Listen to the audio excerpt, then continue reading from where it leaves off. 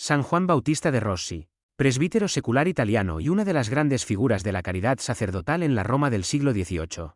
Nació el 22 de febrero de 1698 en Voltaggio, pequeña localidad de la antigua República de Génova, perteneciente a la diócesis genovesa. Hijo de Carlo de Rossi y Francesca Anfossi, vino al mundo en una familia modesta, profundamente cristiana y muy estimada por sus vecinos. Algunas tradiciones lo presentan como el menor de 4 hermanos, mientras otras lo consideran el último de una familia más numerosa. En todo caso, desde sus primeros años destacó por una inteligencia viva, un carácter dulce y una piedad temprana, rasgos que pronto llamaron la atención de quienes le conocieron. Su infancia transcurrió en un ambiente sencillo, pero marcado por la fe. Recibió las primeras enseñanzas de sacerdotes de su localidad, que advirtieron en el niño una notable disposición para el estudio. Hacia los 10 años, una noble pareja genovesa, impresionada por su devoción y sus cualidades, obtuvo el consentimiento de su familia para llevarlo a Génova y darle una educación más cuidada.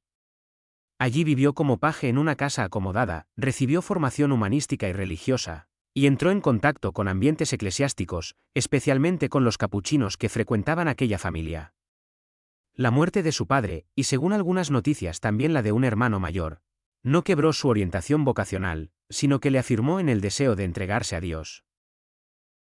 Alrededor del año 1711, siendo aún adolescente, se trasladó a Roma llamado por su primo Lorenzo de Rossi, canónigo de Santa María in Cosmedin.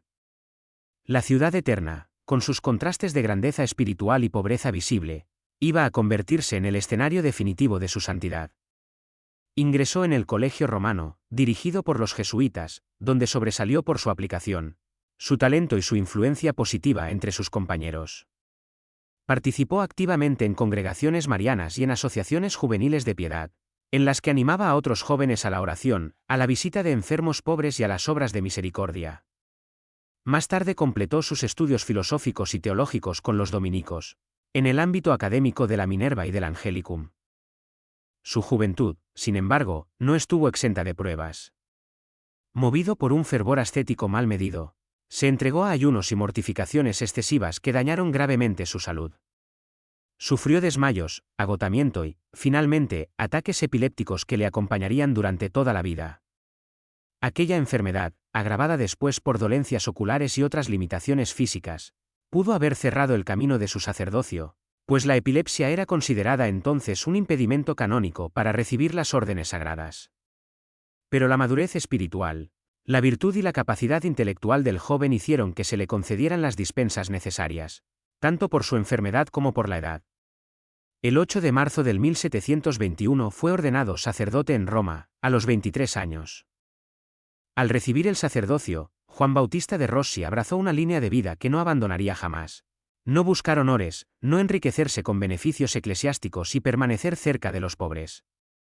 Hizo voto personal de no aceptar prebendas ni ventajas materiales, salvo que la obediencia se lo impusiera. Desde el comienzo entendió su ministerio como una caridad concreta, no reducida a palabras edificantes. Según su entender, el alivio de la necesidad corporal abría el camino a la instrucción cristiana y al retorno a los sacramentos. Quería que los más alejados de la Iglesia percibieran primero la cercanía de la misericordia. Su primer gran campo de apostolado fue el Hospicio de Santa Galla, institución romana destinada a pobres, niños abandonados, enfermos y gentes sin amparo. Allí trabajó durante décadas, hasta convertirse en una presencia familiar para los más desvalidos. Predicaba, confesaba, organizaba catequesis, promovía ejercicios espirituales y procuraba asistencia material a quienes nada tenían. Su vida sacerdotal se volcó en los enfermos de los hospitales, los mendigos, los sin techo, los temporeros de la campaña romana, los carreteros, los pastores, los presos, las prostitutas y las mujeres expuestas a la miseria y al abandono. No esperaba a que acudieran a él, los buscaba en los lugares donde vivían, trabajaban o sufrían. Uno de los rasgos más característicos de su celo fue la adaptación de los horarios y los lugares de predicación a la realidad de los pobres. Acudía de madrugada al campo Vacino, el antiguo foro romano, convertido entonces en mercado de ganado, para instruir en la fe a pastores, vaqueros y trabajadores, antes de que comenzaran su jornada. Otras veces predicaba en plazuelas, hospitales, cuarteles, cárceles y hospicios, allí donde podía ser escuchado por quienes raramente tenían acceso a una vida religiosa ordenada. Su palabra era sencilla, directa y cordial, no buscaba el lucimiento, sino la conversión y el consuelo. Llegó a predicar varias veces al día, movido por una energía que contrastaba con la fragilidad de su cuerpo.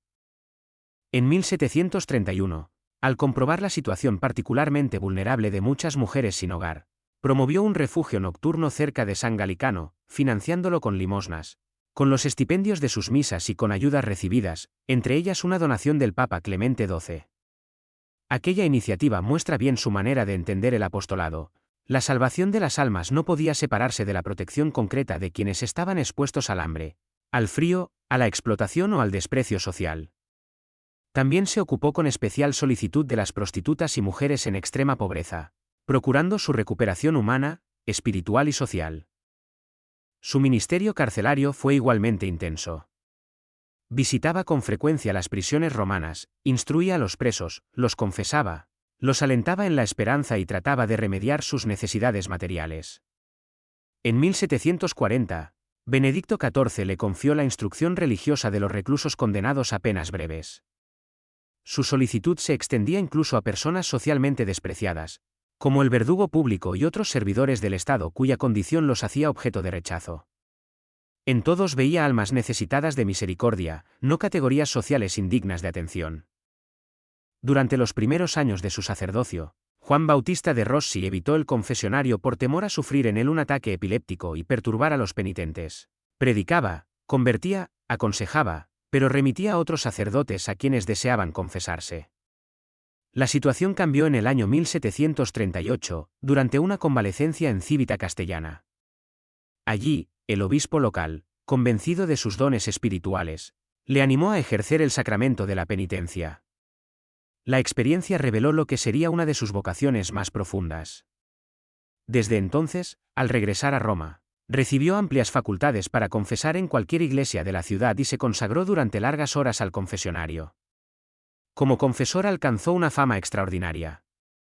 Pobres, analfabetos, enfermos, presos, trabajadores, mujeres arrepentidas y también personas de condición elevada acudían a él, en busca de consejo. Su prudencia, su delicadeza espiritual y su comprensión de la fragilidad humana hicieron de él un verdadero médico de las almas. No confundía la exigencia moral con la dureza, ni la misericordia con la ligereza.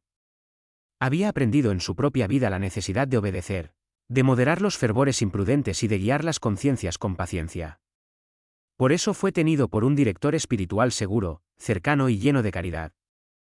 En 1735 fue nombrado coadjutor de su primo Lorenzo en Santa María in Cosmedin, y tras la muerte de este, en 1737, tuvo que aceptar la canonjía, pese a su resistencia a recibir beneficios eclesiásticos. Lo hizo por obediencia, no por interés. Lejos de aprovechar la dignidad eclesial para mejorar su propia posición, distribuyó sus rentas y pertenencias entre los pobres, destinó recursos a la Iglesia y renunció a vivir con comodidad.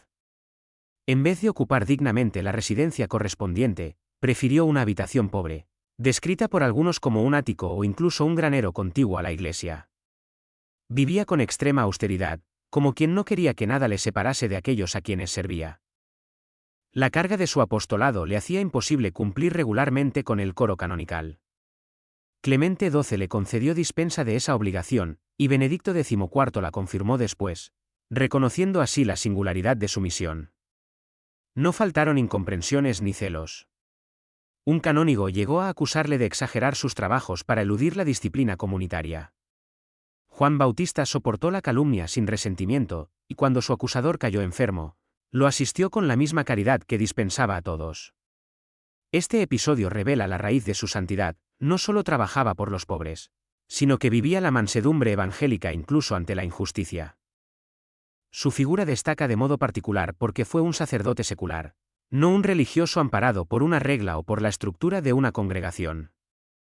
En una época en la que muchos modelos de santidad sacerdotal procedían de órdenes religiosas o del oratorio, San Juan encarnó la santidad del clero diocesano en medio de la vida ordinaria de Roma. Fundó o impulsó la Unión Pía de Sacerdotes Seculares, destinada a fomentar entre los clérigos el estudio teológico, la disciplina espiritual, la fraternidad sacerdotal y la atención pastoral a los pobres. Promovió también la confesión frecuente, la comunión y una práctica religiosa más viva entre los sectores humildes de la ciudad. Su vida se desarrolló en un siglo atravesado por tensiones intelectuales y religiosas. El racionalismo ilustrado, el prestigio de autores como Voltaire y las corrientes jansenistas, que enfriaban la confianza en los sacramentos y en la misericordia, afectaban de diversas maneras al mundo católico. Frente a esos climas de sospecha, rigorismo o indiferencia, Juan Bautista de Rossi respondió sin polémicas ruidosas. Su refutación fue pastoral: confesar, predicar, visitar hospitales y cárceles, enseñar el catecismo, alimentar al hambriento, acoger al que no tenía techo y reconciliar a los pecadores con Dios. En el silencio de su ministerio cotidiano mostró que la verdadera reforma de la Iglesia nace de la santidad concreta. Su salud, nunca robusta, se fue quebrantando con los años. La epilepsia, los problemas de visión, el agotamiento y diversos episodios de parálisis o ataques graves redujeron poco a poco sus fuerzas.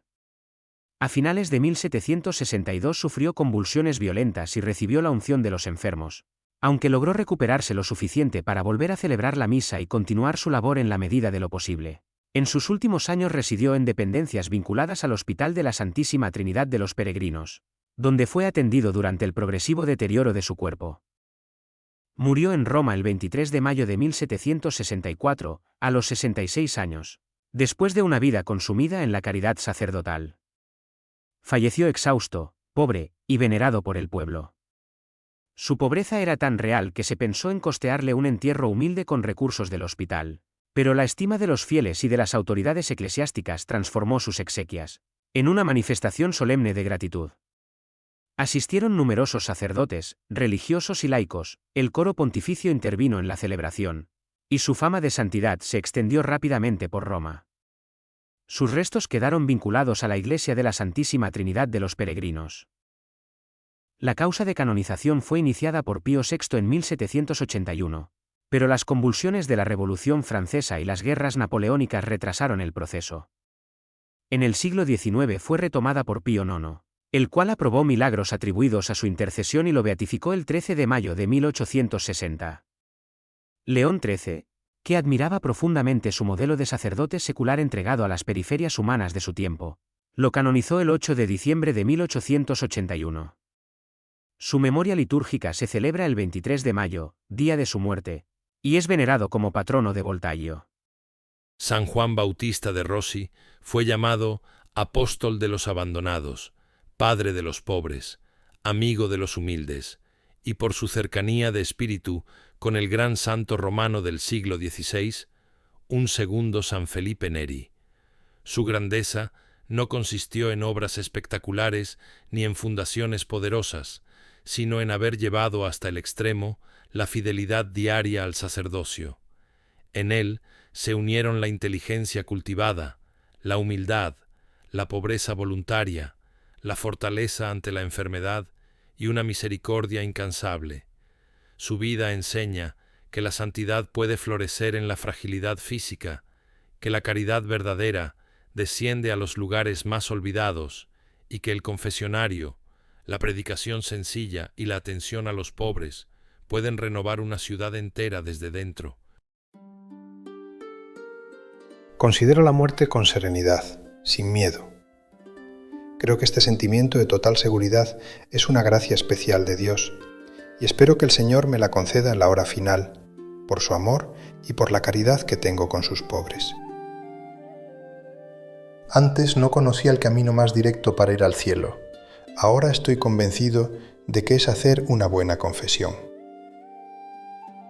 La catequesis vale más que una cuaresma bien observada.